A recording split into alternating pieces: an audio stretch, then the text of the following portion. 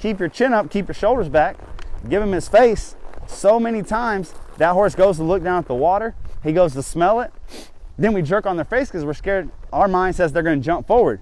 Well, you just said, hey, that's acid water, don't go there. 2 seconds later, you're kicking and whooping on the horse and getting to the acid water. He looks over his shoulder and says, this is acid water, we'll die. So he can't go forward because it's acid water, can't go backwards because you're kicking and whooping, and can't go left and right because you got the reins so tight. Well, hell, the balloon can only hold so much air, and then it's going to pop, and that's where we get the explosions. Time and time and time again, we use that word explosion with the horse. You can have a whole bunch of black powder and put it right here and set it on fire. It just fizzle out. It does absolutely nothing until you put it in a cannon and block the entrance. Now the cannonball comes out. Or you put it in a pipe and it pops. So much of horses, we cap them because our natural human instinct when things go wrong is to grab 2 reins. Well, forward is their direction.